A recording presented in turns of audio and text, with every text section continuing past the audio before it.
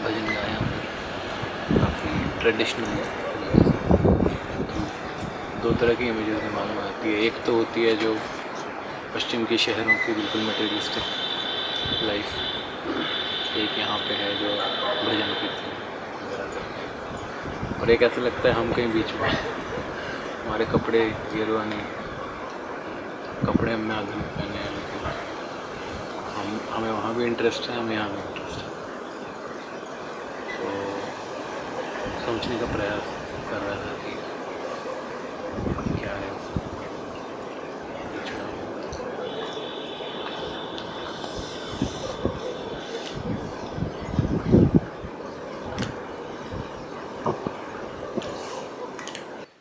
जैसे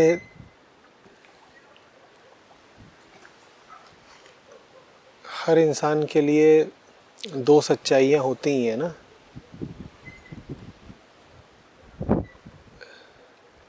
एक शरीर और दूसरी आत्मा,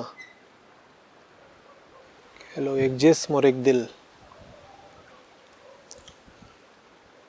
तो वैसे ही ये दो चीज़ें हमेशा हमारे साथ चलती हैं, प्रकृति और आत्मा। शरीर प्रकृति है और ये मस्तिष्क है, ये प्रकृति है। समय की पूरी धारा प्रकृति है। तो समय के साथ जितने बदलाव आ रहे हैं, जितनी खोजें हो रही हैं, विज्ञान जिन जिन चीज़ों को लेके आ रहा है, वो सब क्या है? प्रकृति है। इंटरनेट क्या है? प्रकृति है। स्पेसक्राफ्ट क्या है? इसको आप सभ्यता कहते हो, चाहे वो पूरब की हो चाहे पश्चिम की हो, क्या है?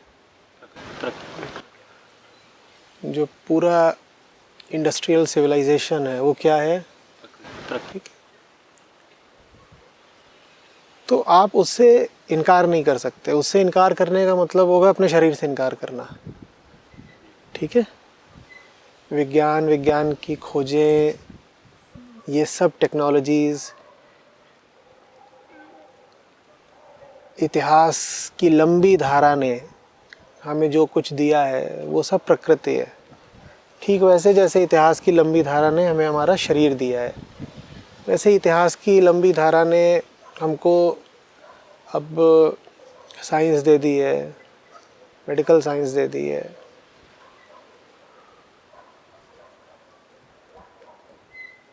मटेरियल को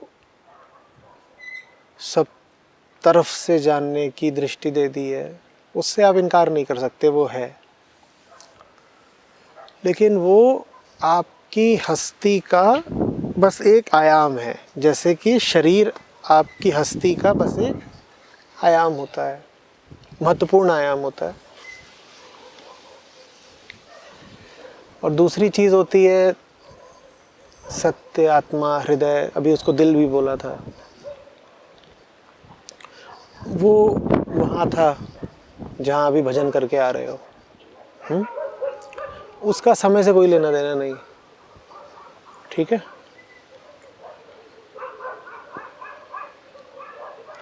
भजन करते करते तुम मौन हो गए। अब मुझे बताओ, आज से 40,000 साल पहले का मौन हो और आज का मौन हो, दोनों मौनों में अंतर है क्या? 40,000 साल पहले की आवाज़ में और आज की आवाज़ में अंतर हो सकता है, होगा। 40,000 साल पहले के शब्द में, वाक्य में, बात में और आज की बात में अंतर होगा। पर 4 अरब साल पहले का मौन हो कि आज का मौन हो, कि आज से 4 अरब साल बाद का मौन हो, मौनों में अंतर होगा क्या? तो ये मौन हमारी हस्ती का दूसरा आयाम है। इसमें कुछ नहीं बदलता। और ऊपर ऊपर तो बदलाव नियम है प्रकृति का, वहाँ तो बदलाव होता ही रहेगा। इन दोनों में कोई विरोध, कॉन्ट्रडिक्शन मत देखा करो। ये आपस में विरोधी नहीं है, ये दो अलग अलग जगहों की, दो अलग तलों की बातें हैं। उनमें आपस में विरोध हो ही नहीं सकता। विरोध तो तब हो ना जब दो चीज़ें आपस में सामने आकर के मिलें। एक सड़क पर 2 ट्रक जा रहे हैं, वो आपस में टकरा सकते हैं, लेकिन सड़क पर ट्रक जा रहा है और उसके ऊपर से हवाई जहाज़ जा रहा है, दोनों टकरा सकते हैं क्या? क्यों नहीं टकरा सकते? क्योंकि ये दोनों अलग अलग आयामों के हैं। तो इसी तरीके से अध्यात्म और जितनी भी वैज्ञानिक या औद्योगिक प्रगति हो रही है, ये आपस में टकरा नहीं सकते, क्योंकि दो अलग अलग चीज़ें हैं। एक हवाई जहाज़ है और दूसरा समझ लो जैसे पृथ्वी का ही केंद्र है। पृथ्वी का केंद्र नहीं है, उदाहरण के लिए बोल रहा हूँ बस। इनमें आपस में कैसी भिड़ंत?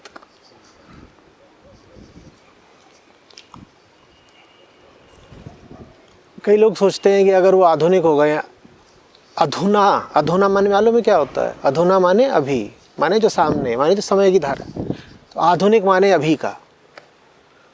तो कई लोग सोचते हैं कि वो आधुनिक हो गए हैं तो इसका मतलब कि भजन इत्यादि को पीछे छोड़ देना चाहिए क्योंकि पुरानी बात है। ये पुरानी बात नहीं है। पुराना तो वो होगा ना जो समय के अंदर का होगा। समय में जो पीछे का हो उसको क्या बोल देते हो?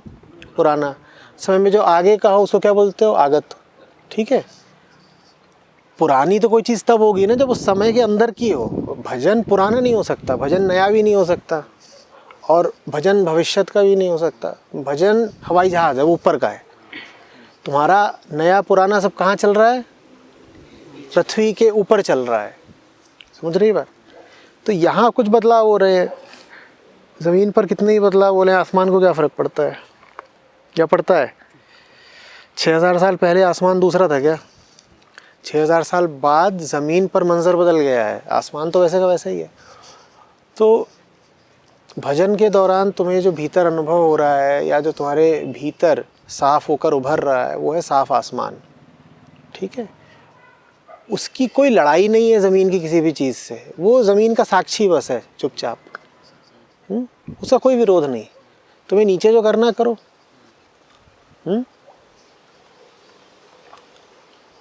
आध्यात्मिक आदमी को कोई मोह नहीं होता किसी पुरानी चीज़ से, और न ही उसे ज़िद होती है कि पुरानी चीज़ों को तो नकार देना है। उसकी निष्ठा तो बस सच्चाई से होती है। सच्चाई की तरफ जाने के लिए पुराने का सहारा अगर आवश्यक है तो वो निसंकोच ले लेता है। और सच्चाई की तरफ जाने में अगर पुराना बाधा है तो वो पुराने को बेखटके त्याग भी देता है। तो नया पुराना ये सब अपने आप में उसके लिए अर्थहीन हो जाते हैं। वो किसी चीज़ को सिर्फ इस बिना पर न तो स्वीकार करेगा कि वो पुरानी है, और न वो ये कह के अस्वीकार करेगा कि ये फलानी चीज़ तो पुरानी है। वो ये नहीं देखेगा कि चीज़ नई है कि पुरानी है, वो तो ये देखेगा कि उस चीज़ की उपयोगिता है क्या, किस मामले में उपयोगिता। भैया उसको सच की तरफ जाना है, शांति चाहिए, मौन चाहिए। और मौन की तरफ जाने में कोई पुरानी चीज़ अगर उपयोगी साबित हो रही है तो वो निसंकोच उठा लेगा, ठीक है, और नहीं तो नहीं उठाएगा। तो कोई भी काल हो, उस काल में अगर भजन उपयोगी है मौन की तरफ जाने में तो भजन करो भाई। और पुरानी कोई रूढ़ी हो, कोई अंधविश्वास हो तो कौन कह रहा है उसे पकड़े रहो, अभी त्याग दो।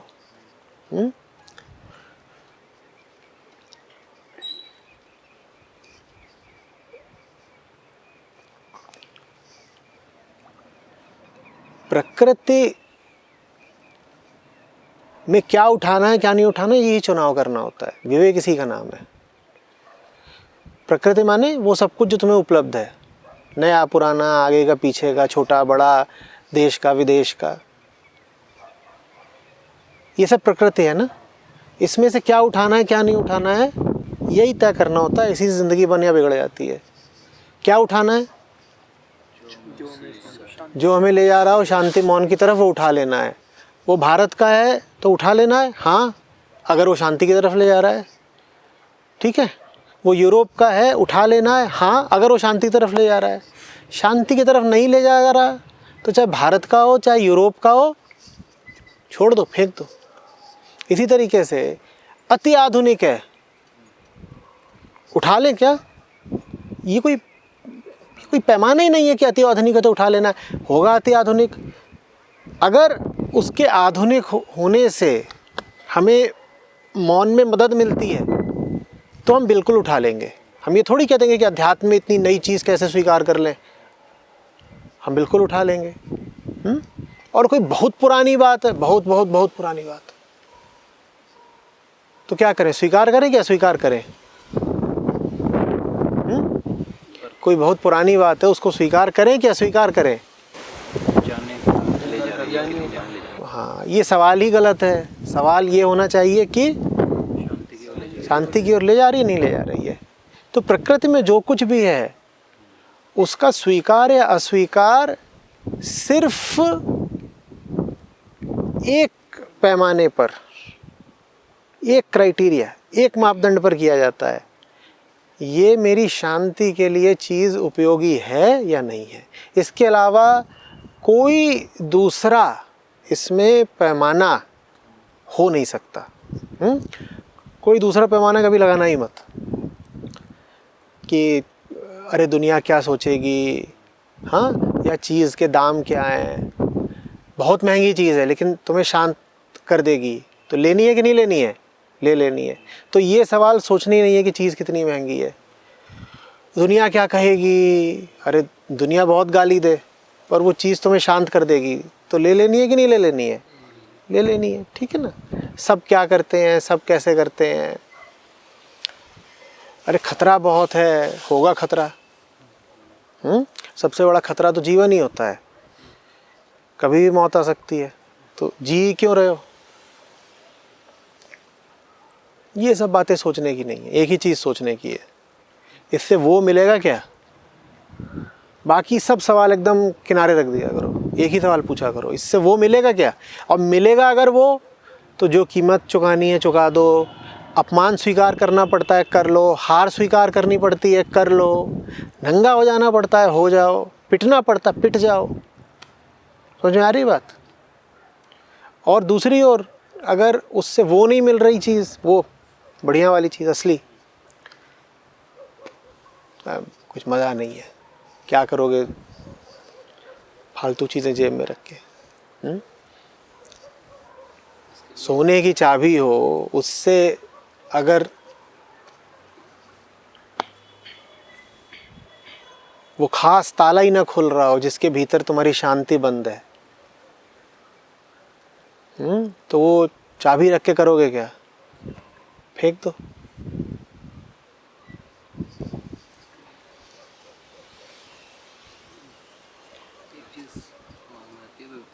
इसी के लिए विवेक चाहिए, इस प्रश्न को पूछकर सही पाने के लिए। हाँ, सिर्फ यही सवाल पूछना होता है। ये नहीं कि ये सवाल भी पूछो, जितना ज़रूरी है इस सवाल को पूछना उतना ही ज़रूरी है और कोई सवाल न पूछना। फालतू सवाल नहीं पूछने हैं, क्योंकि फालतू सवाल दिमाग में आ गए तो फालतू जवाब बहुत महत्वपूर्ण हो जाएंगे।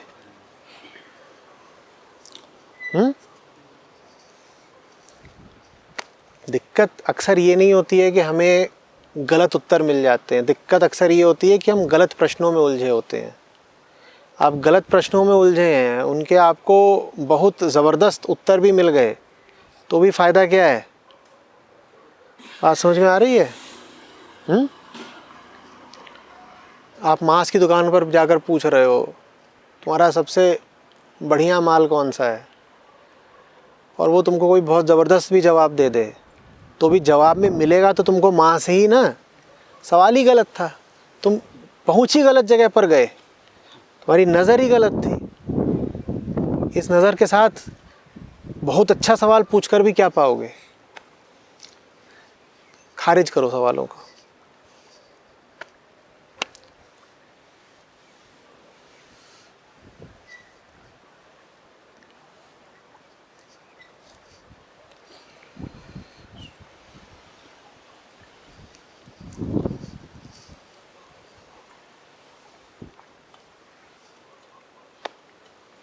जो आचार्य जी आज हमने भजन गाए वो कुछ अलग पैमाने के मुझे भजन लगे। या तो जब हम भजन गाते हैं उसका कोई अर्थ निकलता दिखाई दे रहा है, या कोई जैसे ये भजन था इसमें हम ये अर्थ नहीं होता, सारे अर्थों को चुप कराना होता है, सारे अर्थ चुप कराने होते हैं। अभी जो शब्द भी यहाँ गाए जा रहे थे, हरि, राम और कृष्ण, इनका कोई अर्थ नहीं है।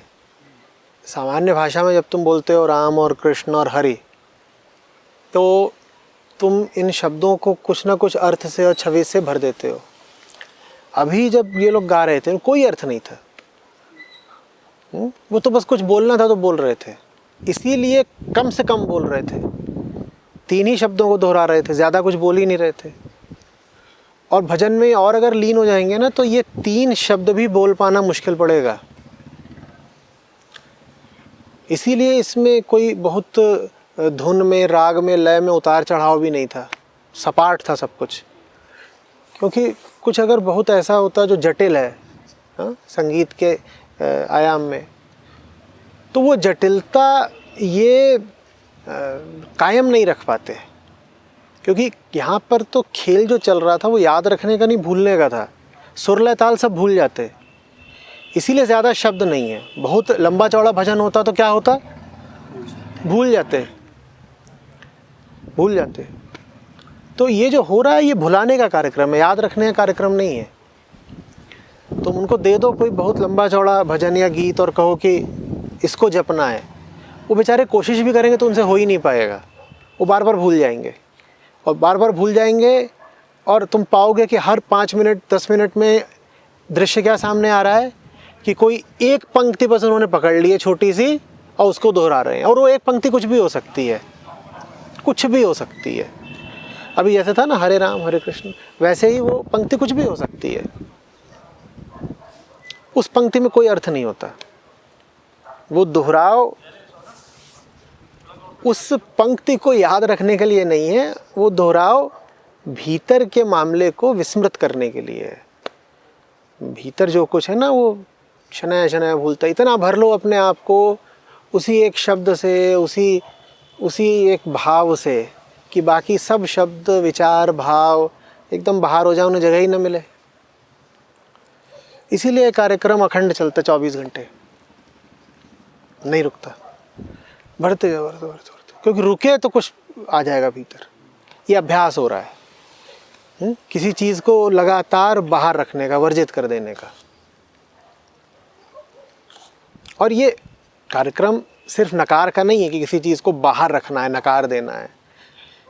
भीतर फिर जो खालीपन उतर रहा है वो बड़ा रसीला है।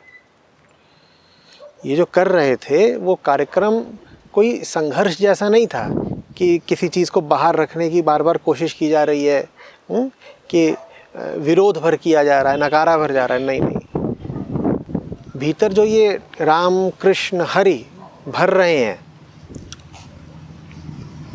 ये अर्थहीन शब्द, अर्थहीन से मतलब समझना, अर्थहीन माने जिनका विचार की भाषा में कोई अर्थ नहीं किया जा सकता।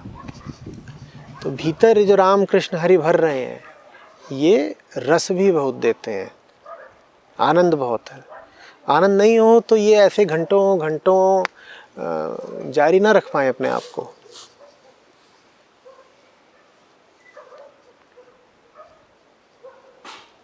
ये तक हो सकता है कि तुम इतने ज़्यादा लीन हो जाओ कि ये जो गिनती के 3 शब्द हैं इनको भी भूल जाओ और इनकी जगह किन्हीं और शब्दों को दोहराने लग जाओ।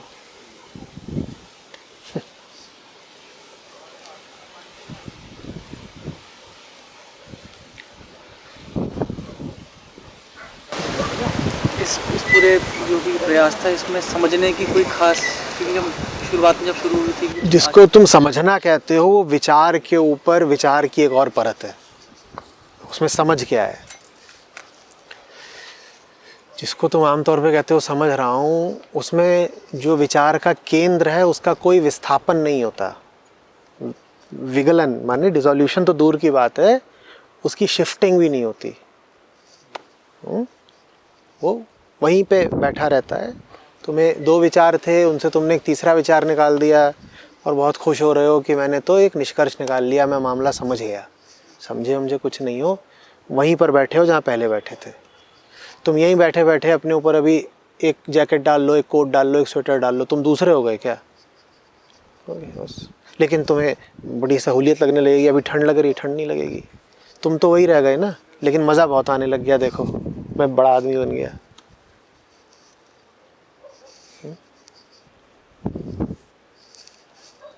समझने का कुछ नहीं है। समझ वैसे भी कोई विचार तो होती नहीं है।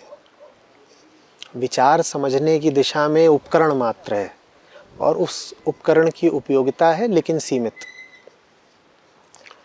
अगर तुम वाकई चाहते हो कि आखिरी समझ तक पहुँचो तो ये सब छोड़ना पड़ता है कि मैं सोच सोच के पहुँच जाऊँगा कि ये कर लूँगा वो कर लूँगा। इस ख्याल से मुक्त होना पड़ता है।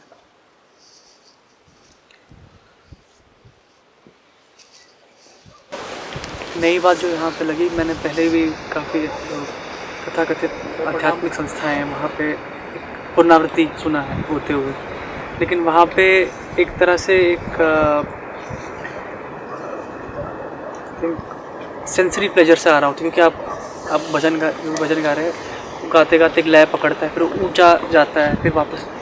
वो यहाँ पे नहीं था। एक यहाँ पे बल्कि लय वगैरह हिल रही थी और आप तो वो शुरुआती चीज़ है। जब आपको राग लय और संगीत के भीतर भी जो ढर्रे होते हैं, पैटर्न्स होते हैं, उनकी स्मृति भी शेष होती है, वो शुरुआती चीज़ है। ये उससे आगे की चीज़ है।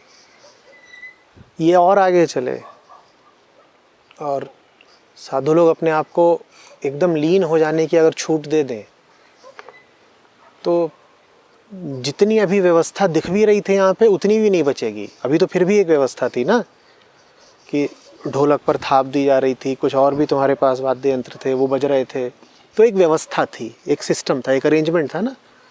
तुम्हारे गलों में और वाद्य यंत्र में, इन सब में क्या था, एक सामंजस्य चल रहा था।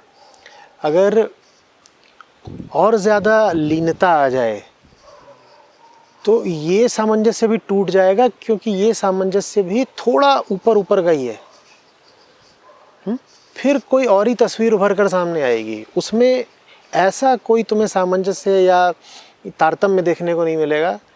वो ऐसा लगेगा जैसे कि अब बिल्कुल चीज़ अव्यवस्थित हो चुकी है, कैओटिक हो चुकी है।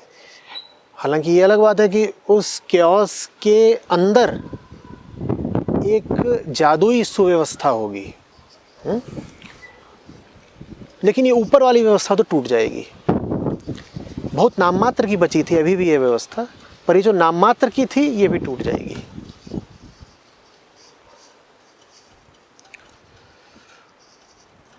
होली chaos,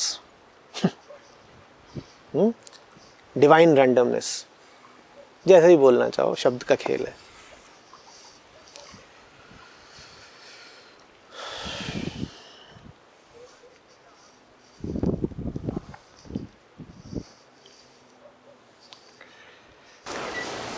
आचार्य जी, तो ये जो लीनता है, इसमें बस बने रहना होता है इसके साथ? नहीं, तुम्हें कुछ नहीं करना होता है, अभी तुम कर ही रहे हो तो कौन सी लीनता। लीनता का मतलब होता है कि तुम्हें अपने से बेहतर कुछ मिल गया। लीनता का मतलब होता है अपनी अंगूठा चूस रहे थे, उससे बेहतर कोई चीज़ मिल गई। अब तुम्हें कुछ नहीं करना है, अभी तुम ही तय कर रहे हो कि मुझे क्या करना है, मैं रहूं कि हटूं कि ये करूं कि वो करूं। तो हटने के लिए भी तुम तो शेष ही हो ना, नहीं समझे? तुम कह रहे हो मैं था, अब कह रहे हो मैं नहीं हूं। इन सब बातों में तुम अभी भी हो कि नहीं हो? तुम ये भी कह रहे हो आई एम नॉट, तो पहले आई एम ही कह रहे हो, नॉट वगैरह बात की बात है। तो लीनता ऐसी चीज़ नहीं होती जिसका तुम कुछ पहले से बंदोबस्त कर लोगे। वो तो बस जब तुम उकता जाते हो खुद से और कहीं और का कुछ ज़्यादा रसीला हो जाता है, तब अपने आप लीन हो जाते हो। और भला है कि जब तुम लीन होते हो तब तुम्हें अपना कुछ ख्याल विचार शेष नहीं रहता है, क्योंकि रह गया शेष तो करोगे क्या? क्या करोगे? अपने आप को फिर पकड़ करके वापस खड़ा कर दोगे, जिंदा कर दोगे। नहीं समझ रहे हो? तो लीनता अच्छी बात है कि आपकी मर्जी के बिना होती है, वो आपसे पूछ कर नहीं होगी। हाँ, आप अधिक से अधिक शुरू में अपनी कंसेंट दे सकते हैं, रजामंदी आप अपनी बता सकते हैं कि हाँ भाई, लीनता की शुरुआत हो, इसके लिए मैं सहमत हूँ। और तुम अपनी सहमति कैसे प्रदर्शित कर रहे हो कि हम चले गए हैं और साधुओं के साथ बैठ गए हैं। यहाँ तक तो मामला अभी तुम्हारे नियंत्रण का है, ठीक है, कि तुमने तय किया कि हम वहाँ जा कर के साधुओं की टोली में सम्मिलित हो जाएंगे। इतना तुम कर सकते हो, ये बात तुम्हारे बस की है। लेकिन उसके आगे भी अगर सब कुछ तुम्हारे बस का है तो तुम बहुत ही छटे हुए गंवार हो। इतना खुद तय करना होता है कि हम वहाँ जा कर के बैठ जाएंगे, उसके बाद छोड़ देना होता है। उसके बाद भी तुम ही पकड़े रहे और तय करते रहे कि अच्छा मुझे कितना लीन होना है, कितना डूबना है, नाभि तक डूबना है कि गले तक डूबना है। तो मैं कह रहा हूँ कि फिर आध्यात्मिक भाषा में गंवार कहलाओगे, मूर्ख। हमारी जो सहमति है, हमारी जो चेतना है, जिसको हम अपनी स्वेच्छा, फ्री विल वगैरह बोल देते हैं, हमें पता होना चाहिए कि उसकी मर्यादा कहाँ तक है।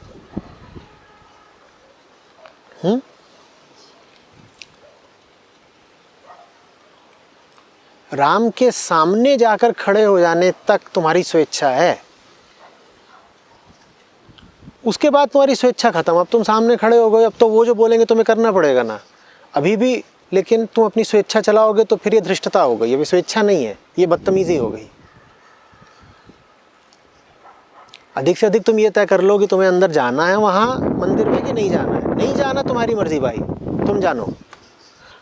पर अगर तय कर लिया कि अंदर जाना है और उसके बाद अंदर जाके भी तुम ही अपना नाटक, अपनी मर्जी चला रहे हो, तो ये गंवरई हो गई।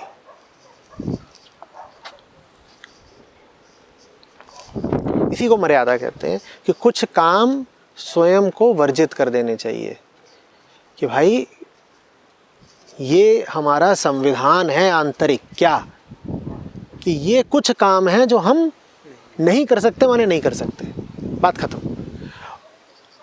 और मर्यादा बहुत महत्व की चीज़ है। तुम्हारे जीवन में अगर मर्यादा नहीं है तो स्वेच्छाचारी हो जाओगे। और वो स्वेच्छाचारी होना, उसमें कोई उद्दामता नहीं है। उद्दामता माने एक जबरदस्त स्वतंत्रता, वो उद्दामता नहीं है, वो फिर उच्छृंखलता है। उच्छृंखलता माने बदतमीज किस्म की मनमर्जी। बात समझ में आ रही है? तो मर्यादा नहीं है तो मर्यादा के अभाव में उच्छृंखल हो जाओगे, उसमें फिर खुद ही दुख पाओगे।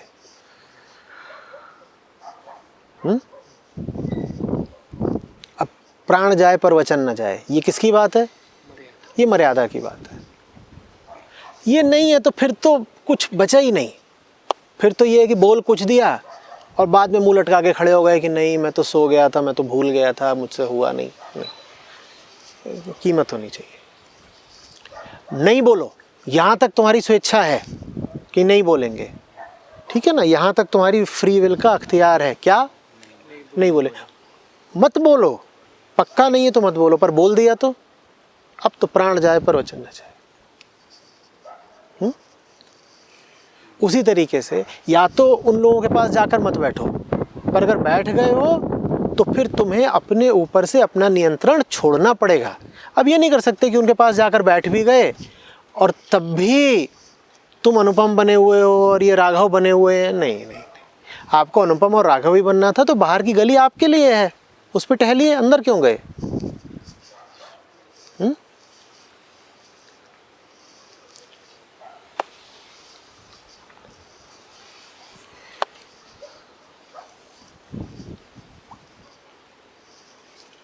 मुझे ऐसा लगता है आचार्य जी, अगर मैं खुद यहाँ पहुँचा होता तो मैंने इसको एक कुछ अंधविश्वास का नाम देके छोड़ दिया होता ना। मुझे बुरा ऐसा लग रहा है कि अगर मैं वहाँ से गुजरा होता, मैं देखा होता कि ये रट रहे हैं इन चीज़ों को। नहीं, देखो समझाओ, पहले अंधविश्वास की परिभाषा समझो। भौतिक चीज़ को पराभौतिक समझ लेना अंधविश्वास है। या भौतिक कुछ है ही नहीं तो इसमें कुछ अंधविश्वास हो ही नहीं सकता। अंधविश्वास की परिभाषा समझोगे? भौतिक चीज को जबरदस्ती पराभौतिक समझ लेना अंधविश्वास है। माने क्या? माने कि चंद्र ग्रहण लगा है और तुमको लग रहा है क्या कि कोई भूत, देवी, देवता, जिन्न, रूह चांद पर साया डाल रही है। ये हुआ अंधविश्वास, क्योंकि एक पूरे तरीके से भौतिक माने मटेरियल घटना घट रही थी और तुमने उसको बना दिया मिस्टिकल। मटेरियल को ही मिस्टिकल समझ लेना क्या है? सुपरस्टिशन। तो ज़्यादातर जिसको हम मिस्टिसिज्म बोलते हैं वो सुपरस्टिशन ही होता है, क्योंकि बात है मटेरियल और आप उसको प्रस्तुत ऐसे कर रहे हो जैसे कि उसमें कोई मेटाफिजिकल एंगल हो, जो कि है ही नहीं उसमें। आप फिजिकल घटना को माने भौतिक घटना को ऐसे दिखा रहे हो या ऐसे सोच रहे हो जैसे कि इसमें कोई पराभौतिक मेटाफिजिकल कोण हो। नहीं है उसमें। यहाँ पे भौतिक चीज़ क्या थी भाई? तो अंधविश्वास यहाँ कैसे हो सकता है? मुझे लगता है कि मतलब आपकी टीचिंग्स के प्रति भी एक इमेज है। जैसे मुझे भी लगा था कि हम यहाँ अंदर, मुझे पता भी नहीं था हम यहाँ आने वाले हैं, तो हम जब यहाँ अंदर गए तो मुझे लगा कि शुरू होगा कुछ, हम भजन गाएंगे जैसे यूजुअली हम गाते हैं उसमें। तो मतलब यूजुअली मुझे वही लगा कि अभी भी एक तरह की इमेज थी कि कुछ समझना है, फिर हम उसको फिर गाएंगे और फिर होगा। तो कुछ मैं एग्जैक्टली खुद ही वेट कर रहा था कि कुछ होगा क्या चीज़, फिर धीरे धीरे कुछ और होता गया उन्होंने गाया वगैरह। अभी तो बीच बीच में झटके देना ज़रूरी होता है ना, नहीं तो तुम इमेज ही बना लोगे कि अब यहाँ अंदर जा कर के भी हम कुछ उसमें डायग्राम बनाएंगे और एनालिसिस करेंगे।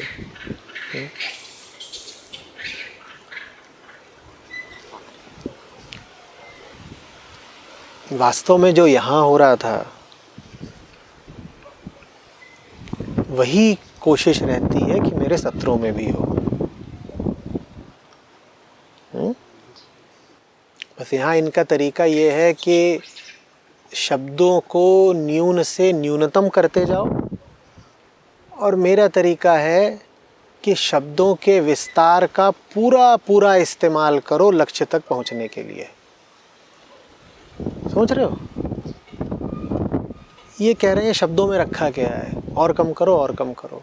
मैं कह रहा हूँ शब्दों की ये जो प्रचुर संपदा हमको मिली हुई है, जिसका सीधा संबंध विचार से है, उसका पूरा पूरा उपयोग करूँगा मंजिल तक पहुँचने के लिए। मंजिल एक ही है। उतना बोलना क्यों पड़ता? उतना बोलना इसलिए नहीं पड़ता क्योंकि मुझे शब्दों से बहुत प्यार है या शब्दों में मुझे बहुत यकीन है। बोलना इसलिए पड़ता है क्योंकि तुम्हारी आदत शब्दों की लगी हुई है, इसलिए बोलता हूँ। लेकिन उसका ये अर्थ बिल्कुल भी नहीं है कि बहुत बोलने का जो तरीका है वो कम शब्दों के उपयोग से कम प्रभावी है। ये बिल्कुल नहीं कहा जा सकता कि भजन के माध्यम से तुम्हें जो शांति मिलती है वो निचले तल की है तुलना में उस शांति के जो तुम्हें किसी ज्ञान योग सत्र से मिलती है।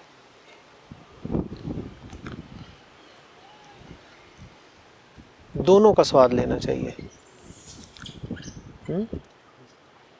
शब्द बहुत हो जाएं जब, तो साधुओं के साथ बैठ जाना चाहिए जो एक शब्द को ही जपे जा रहे हो। और जब वो एक शब्द भी भीतर का एक ढर्रा बन जाए, साधुओं के बारे में और भजन के बारे में भी कुछ धारणाएं भीतर बनने लगें, तो उन धारणाओं को तोड़ने के लिए फिर एक ज्ञान भरी चर्चा कर लेनी चाहिए। दोनों का समुचित इस्तेमाल करना आना चाहिए, ये भी वो भी। भक्ति और ज्ञान हमेशा साथ साथ चलेंगे। बहुत बार बोल चुका हूँ कि मुझे तो ये बात ही समझ में नहीं आती कि भक्ति मार्ग अलग है और ज्ञान मार्ग अलग है। और मार्गों की मैं नहीं कहता, लेकिन कम से कम भक्ति और ज्ञान तो बिल्कुल एक है। कहीं कहीं पर अलग प्रतीत होते हैं, और भक्ति में डूबोगे तो सब जान जाओगे, ज्ञान मिलेगा। और ज्ञानी ऐसा हो नहीं सकता कि भक्त ना हो जाए।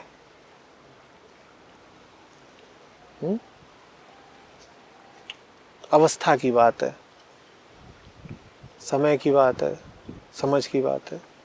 दोनों ही रास्तों पर जब आगे बढ़ जाते हो तो पता चलता है कि एक ही है।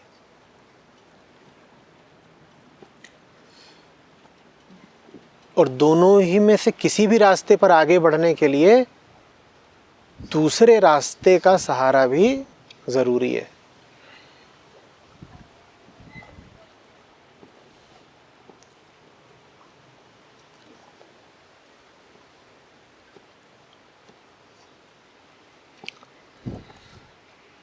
भक्तिकालीन संतों के दोहों में, चौपाइयों में मुझे उपनिषदों की ब्रह्म विद्या दिखाई देती है। और उपनिषदों के ऋषि जब कहते हैं कि वो भी वही है और वो भी वही है और भीतर भी वही है और बाहर भी वही है, तो इसमें मुझे अगाध भक्ति दिखाई देती है। अब दोनों में बताओ मैं भेद कैसे करूं? क्या बोलूं कबीर साहब को, भक्त हैं कि ज्ञानी हैं? दोनों में से किसी भी शब्द का इस्तेमाल करना धृष्टता हो जाएगी। भक्त भी हैं, ज्ञानी भी हैं, भक्त शिरोमणि भी हैं और अति ज्ञानी भी हैं, महाज्ञानी है।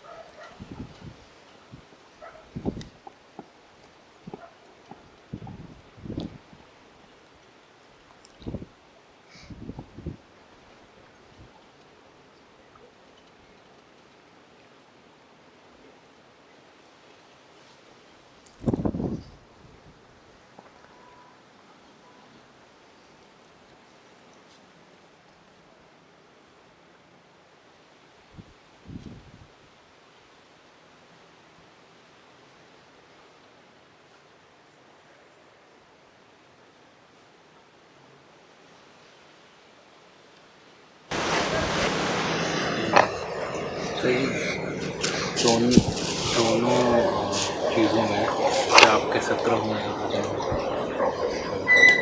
मन की जो पहली प्रतिक्रिया होती है वो बराबर रहती है, वो पहले एक तरह से रिजेक्ट करता है, सच्चा नहीं लगता क्या हो रहा है।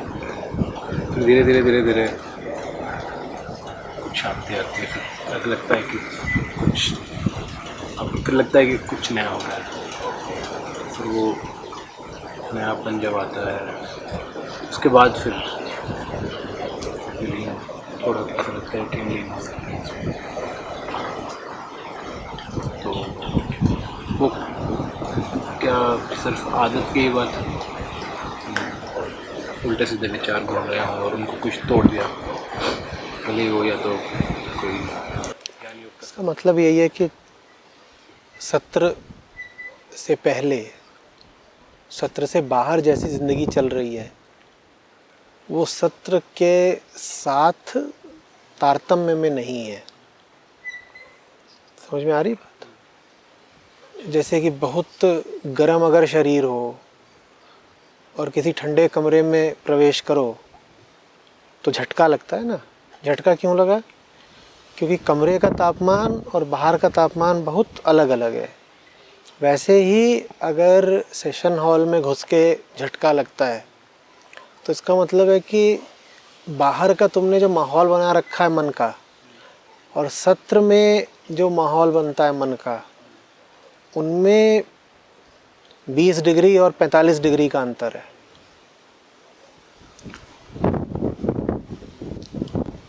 तभी झटका लगता है और रेजिस्टेंस आता है। ये गंगा का पानी है, अभी जाके इसमें झटके से पाँव डाल दो, देखो क्या होता है। और थोड़ी देर अगर डाले रहो तो फिर ठीक हो जाता है।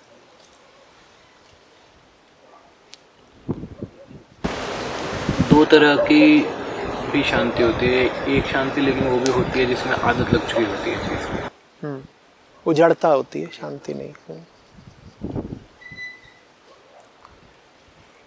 देखो, शांति की पहचान ये है कि उसके साथ आनंद और मुक्ति आते हैं। इसीलिए मैं इन सब शब्दों का एक साथ इस्तेमाल करता हूँ ताकि धोखा ना हो जाए। क्योंकि शांति तुम्हें तब भी लग सकती है जब तुम करीब करीब मुर्दा या बेहोश हो जाओ, तब भी कोई उपद्रव तो हो नहीं पाएगा क्योंकि मुर्दे जैसे हो गए हो। लेकिन उसमें मुक्ति नहीं होगी, आनंद नहीं होगा। तो अगर तुमको याद है कि शांति मुक्ति आनंद एक साथ चलते हैं तो तुम झट से पकड़ लोगे कि ये शांति नहीं हो सकती क्योंकि इसमें तो मुक्ति और आनंद है ही नहीं। तो तुम पकड़ लोगे कि ये झूठी शांति है। इसीलिए जो सच की तरफ बढ़ते मन की अवस्था है उसको सिर्फ आनंद नहीं कह दिया गया, उसको सिर्फ चैतन्य भी नहीं कह दिया गया, उसके लिए 3 प्रतीक दिए गए। या उसके बता लो कि उसके 3 लक्षण बता दिए गए। क्या? सच्चित आनंद, ताकि तुम देख लो कि भाई तीनों मौजूद हैं एक साथ कि नहीं तो धोखा हो सकता है। क्योंकि अगर सचमुच तुम जा रहे हो सच्चाई की ओर तो ये तीनों एक साथ मौजूद होंगे। तीनों को एक साथ परखना कि तीनों हैं या नहीं है। वैसे ही शांति और मुक्ति और सच्चाई और मौन, ये सब एक साथ होंगे। मान लो तुम मौन पकड़ के बैठ गए हो और तुम्हारे उस मौन में सच्चाई कहीं है ही नहीं, तो समझ लो ये मौन नहीं है, ये मूकता है। मौन हो जाना और मूक हो जाना अलग अलग बात होती है ना। कि अब ये मौन नहीं है, तुम बस चुप लगा करके बैठ गए हो, ये होठों वाली चुप है।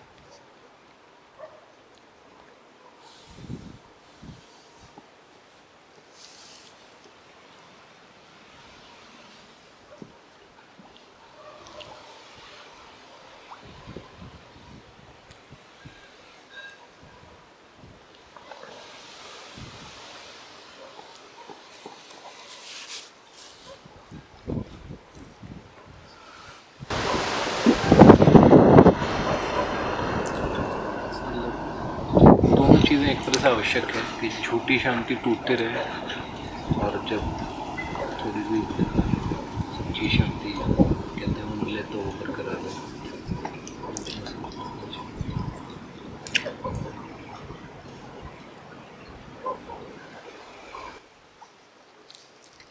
थोड़ा सा उसमें सावधान रहना है। झूठी शांति को कैसे कह सकते हो, शांति का एक निचला तल है वो।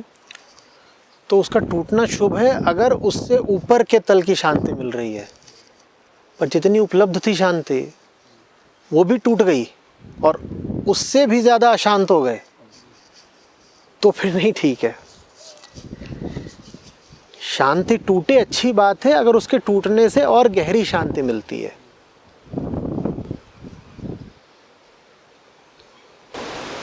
ये पहचानना कभी कभी अकस्मात मुश्किल हो जाता है, कभी कभी ऐसा लगता है कि तो फिर प्रयोग की बात है और विवेक की बात है। मान लो तुम चुप बैठे हो बहुत, ठीक है, तुम्हें चुप बैठने में एक तरह का रस मिल रहा है। रस तो मिल ही रहा है, लेकिन तुम्हें यह भी देखना होगा कि अगर तुम बोल दो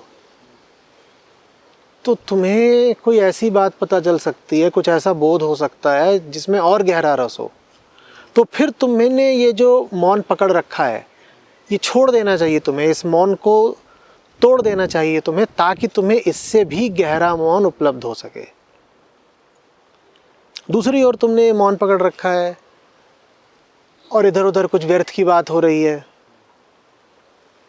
और उस व्यर्थ की बात से आकर्षित होकर तुमने अपना मौन तोड़ दिया, तो ये तुमने अपने मौन को बहुत सस्ता बेच दिया, खत्म कर दिया। में आ रही बात?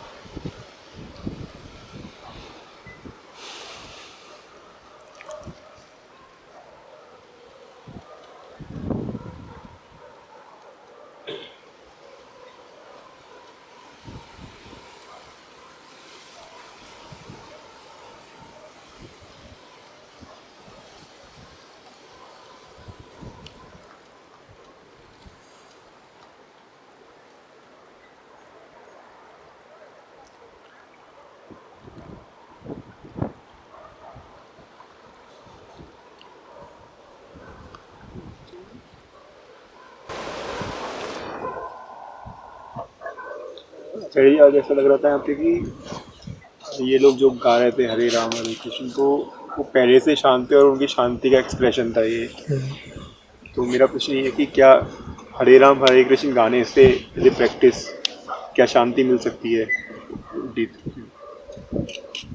क्या नियत की बात है। देखो, शांति चाहते हो इसलिए हरे राम हरे कृष्ण गाओगे, तो शांति से तुमने शुरुआत की है और गहरी शांति की ओर बढ़ जाओगे, तो नियत की बात है।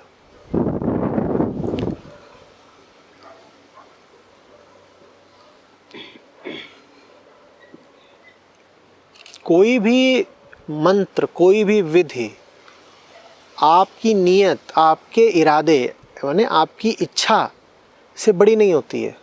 इसीलिए मैं विधियों का समर्थक नहीं हूँ। असल में जो लोग विधि बहुत करते हैं, उनका कुछ ऐसा मानना होता है कि विधि दवाई की तरह है। वो तर्क भी ऐसे ही देते हैं। वो कहते हैं देखो, तुम्हें क्या पता है कि ये जो तुम गोली खा रहे हो, दवाई, ये गोली किस चीज़ से बनी है और भीतर जाकर कैसे काम करती है? तो लोग कहते नहीं, हमें बिल्कुल नहीं पता, हमें बिल्कुल नहीं पता। कहते देखो, फिर भी तुम दवाई खा लेते हो तो भीतर जाकर काम करती है ना? कहते हाँ। बोले वैसे ही विधियाँ होती हैं, ध्यान की या योग की, तुम्हें भले ही पता ना हो कैसे काम करती है, पर तुम उसे कर लो, वो अपना काम कर देगी। कहते वाह बड़ी बात।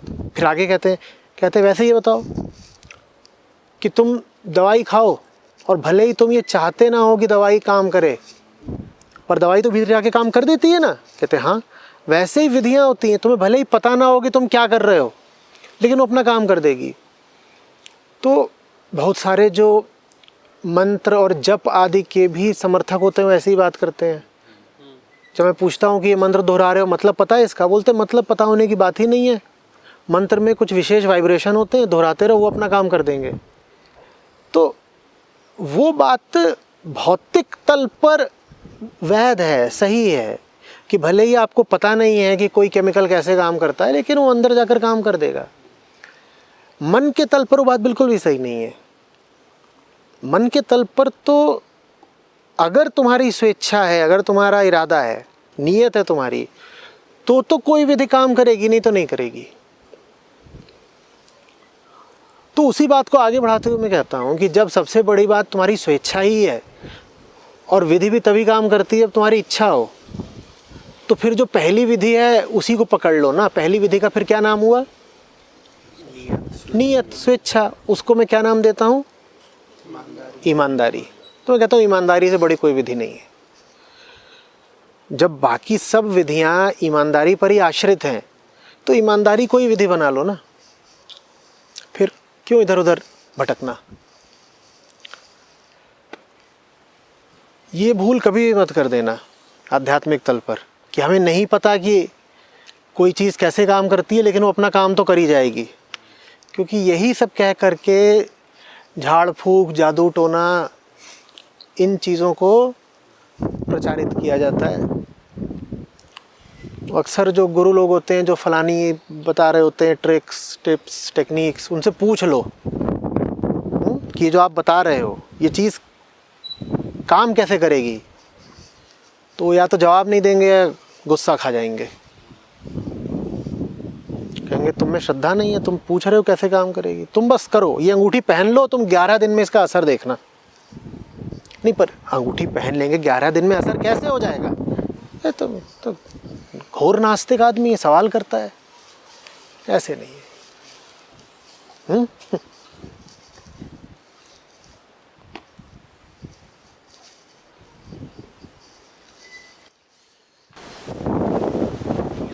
तो आचार्य जी आपने पहले भी इस बारे में बात,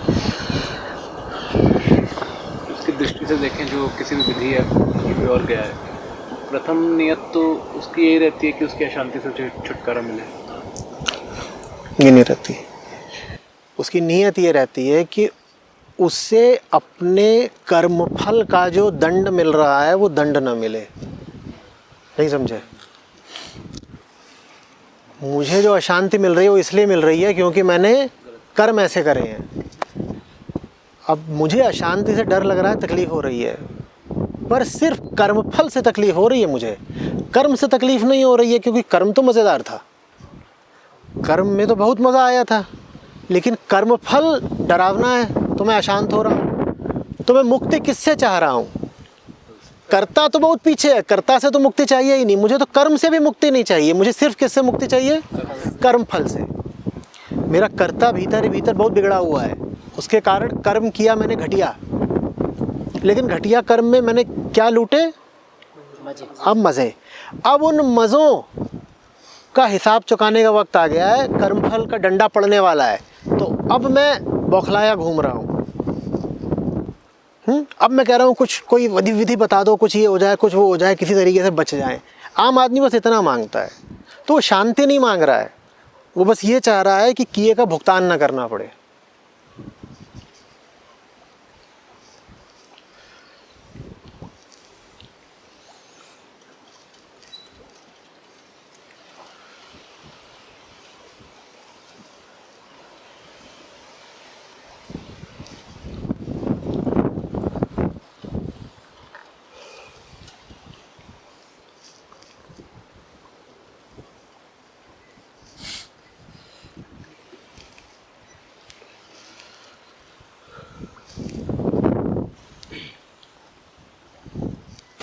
आचार्य जी, एक सत्र में आपकी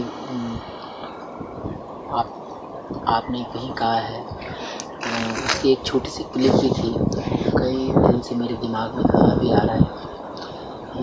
उसमें आप कहते हो कि मैं गया नदियों के पास और सबसे पहले मैंने ये स्वीकारा कि मुझे कुछ नहीं पता।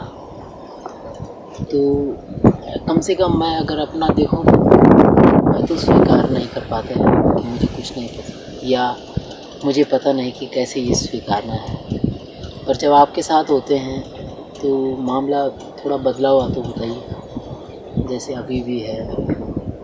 तो ये क्या बात है इसमें, अगर थोड़ा बात कुछ नहीं है, तो तुम्हारा चुनाव है, तुम चाहते हो वो चीज़ें बदलें इसलिए मेरे साथ हो। मेरे होने से चीज़ें नहीं बदल गई। जिम्मेदारी अपने ऊपर लो।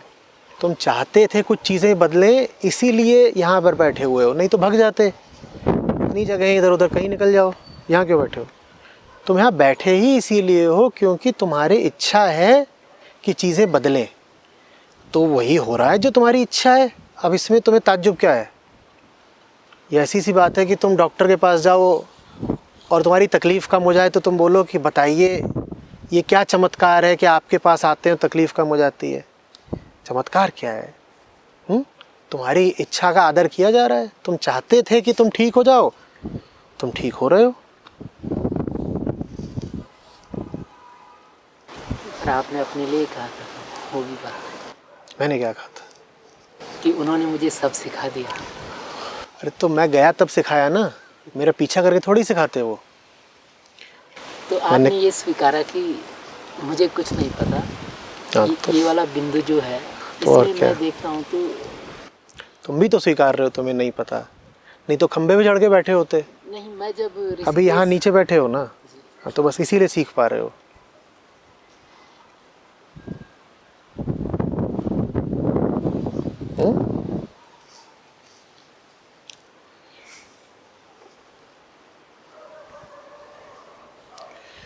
वही होता है जो तुम चाहते हो। तुम्हारे अलावा कोई दूसरी सत्ता है नहीं, इसीलिए बहुत सोच समझकर चाहा करो। जो तुम चाह रहे हो वो हो रहा है। चुपके चुपके भी कुछ फालतू चीज़ मत चाह लिया करो। तुमने चाहा नहीं कि वो किसी न किसी सूक्ष्म तरीके से हो गई, ले मारे गए।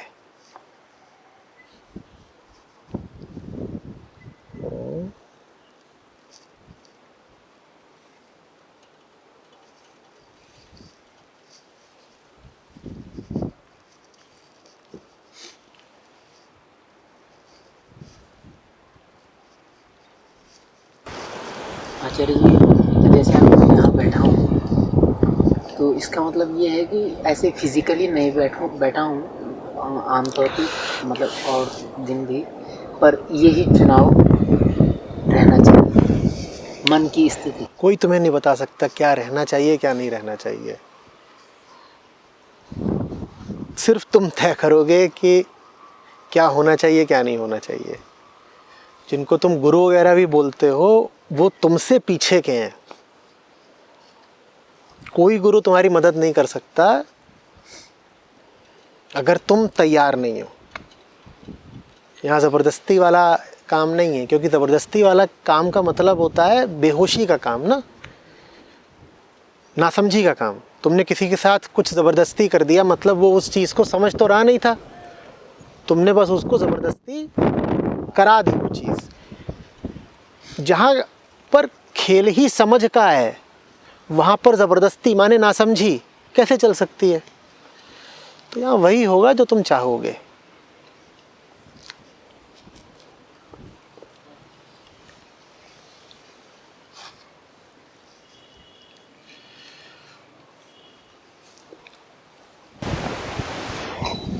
एक चीज़ कभी कभी यदि वही होता है जो हम चाहते हैं, तो इसमें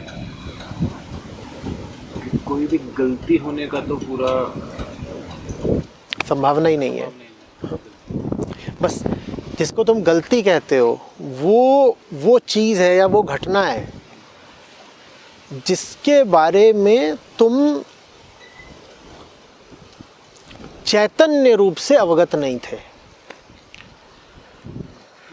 ऊपर से तुम कुछ और चाह रहे थे, तो तुम्हें लग रहा था कि मैं तो दाएं जाना चाहता हूँ। ऊपर से तुम दाएं जाना चाहते थे, अंदर ही अंदर तुम्हारी वृत्ति जाना चाहती थी बाएं। तुम चल दिए बाएं, तो तुम कहोगे ये तो गलती हो गई। ये गलती नहीं हुई है, तुम्हारा ही कोई गहरा हिस्सा चाहता था बाएं जाना, इसलिए तुम बाएं चल दिए। ये कोई दुर्घटना या संयोग नहीं है। संयोग और रैंडमनेस का फिर कोई भी उदाहरण के तौर पर भी सुन ले सकते। तो फ़ोन बजा, ये घटना रैंडम हो सकती है, पर अभी तुम फ़ोन बजने की नहीं बात कर रहे हो। अंतर समझो, तुम बात ये कर रहे हो कि तुम्हें फ़ोन के बजने का अनुभव हुआ। ये अनुभव तुम्हारा अपना चुनाव है। और अगर फ़ोन बजे तुम्हें अनुभव ही ना हो, तो क्या फ़ोन बजा? तुम्हारे फ़ोन तुम्हारी मर्जी से बजा, तुम चाहते थे इसलिए फ़ोन बजा, तुमने बजाया। बात समझो, फ़ोन का बजना एक बात है, बजने का अनुभव होना दूसरी बात है। और अगर फ़ोन बजने का अनुभव ही ना हो, तो क्या फ़ोन बजा? नहीं बजा, पर तुम्हें अनुभव हो गया फ़ोन के बजने का। माने तुम्हारी मर्जी थी उसका अनुभव करने की। तुम्हारे फ़ोन किसने बजाया? तुमने बजाया। कॉल करने वाले ने फ़ोन नहीं बजाया है, तुमने बजाया है, क्योंकि तुम्हें उसका अनुभव हुआ। अगर तुम यहाँ गहराई से डूबे हो, तो तुम्हें फ़ोन के बजने का अनुभव ही नहीं होगा। भाई इतना तो तुम जानते हो ना कि फ़ोन बजने पे तुम्हारे पास दो विकल्प होते हैं, कॉल रिसीव करो या नहीं रिसीव करो। इसी बात को और आगे बढ़ाओ और आगे बढ़ाओ और आगे बढ़ाओ। तुम्हारे पास ये विकल्प भी होता है कि फ़ोन बजा और तुम्हें उसका अनुभव ही नहीं हुआ, क्योंकि तुम फ़ोन के लिए उपलब्ध ही नहीं थे। फ़ोन साइलेंट पर नहीं है, फ़ोन बज रहा है, लेकिन तुम्हें उसका अनुभव नहीं हो रहा है। तुम फ़ोन के लिए अनुपलब्ध हो गए हो, अनअवेलेबल हो गए हो, तुम कहीं और मौजूद हो। और अगर तुम्हें फ़ोन के बजने का अनुभव हो रहा है, इसका मतलब तुम अभी फ़ोन के लिए मौजूद हो। और ये किसका चुनाव है फ़ोन के लिए मौजूद रहने का? तुम्हारा। तो फ़ोन किसने बजाया? क्यों बजा रहे हो यार? जानते हो, तुम फ़ोन को फ्लाइट मोड पे भी कर दो, कोई फ़ायदा नहीं है, क्योंकि फ़्लाइट मोड पर करने से सिर्फ ये तय होता है कि कोई बाहर वाला तुम्हारा फ़ोन नहीं बजा सकता। पर फ़ोन तुम फ्लाइट मोड पर भी कर दो, फिर भी तुम तो उसे बजा ही सकते हो। ये नहीं कि तुमने फ़्लाइट मोड से उसको वापस नॉर्मल पे कर दिया। तुम्हारा फ़ोन फ्लाइट मोड पर है, तो भी तुम उसे बजा सकते हो। कैसे? तुम्हारा ध्यान फ़ोन की तरफ है तो वो बज रहा है। अगर तुम्हारा ध्यान फ़ोन की ओर है, तो तुम्हें फ़ोन का अनुभव हो रहा है, तो बज रहा है ना वो।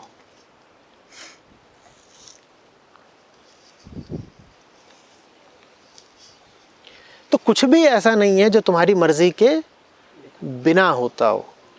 कुछ भी हो रहा हो तुम्हारे साथ, पूछा करो इसमें मेरी मर्जी कहाँ शामिल है। दुनिया को दोष बाद में देना, पहले खुद से सवाल करना।